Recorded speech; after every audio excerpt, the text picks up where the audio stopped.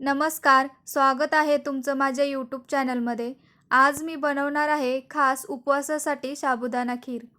आता या खिरीमध्ये मी साखरेऐवजी खजूर वापरणार आहे आणि ही खीर खायला एवढी भारी लागते आणि बनवायला सुद्धा खूप सोपी आहे.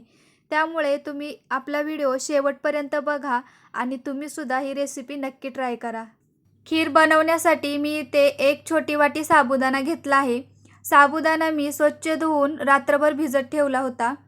तुम्हाला जर रात्री भिजत ठेवायला नाही जमलं तर तुम्ही सकाळी 1-2 तास साबुदाणा भिजवून त्याची खीर बनवू शकता.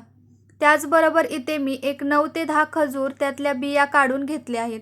इथे मी वेलची पावडर घेतली आहे, ड्रायफ्रूट्स आहेत आणि केसर घेतला आहे. केसर मी अगोदरच दुधामध्ये टाकून ठेवलं आहे, त्यामुळे आपल्या खिरीला छान कलर येतो.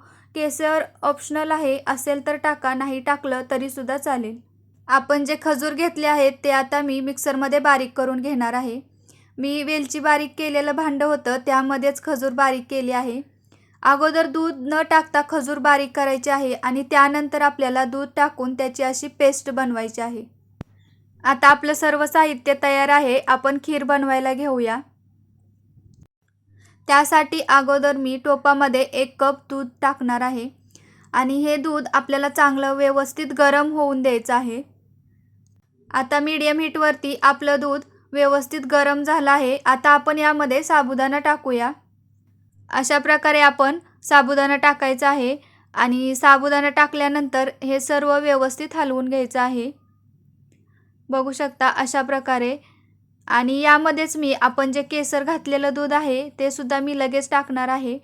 त्यामुळे आपल्या खिरीला छान कलर येतो आणि केसरचा फ्लेवरसुद्धा मस्त येतो. आता आपण हे मध्ये मध्ये हलवत राहायचं, नाहीतर आपला साबुदाणा खाली चिटकू शकतो.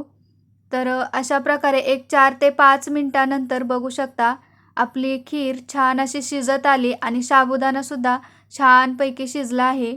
आता यामध्ये मी तुपामध्ये फ्राय करून ड्रायफ्रूट्स टाकणार आहे.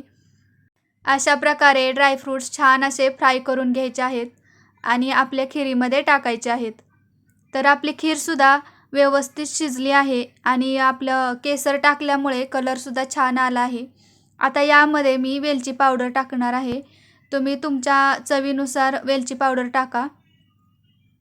इथे मी एक छोटा अर्धा चमचा वेलची पावडर टाकली आहे आणि छान असं सर्व आता मिक्स करून घ्यायचं आहे.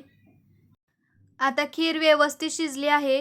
आता आपण गॅस बंद करूया आणि गॅस बंद केल्यानंतर एक 5 मिनिटांनी आपण जी खजूरची पेस्ट केली होती ती यामध्ये मिक्स करायची आहे.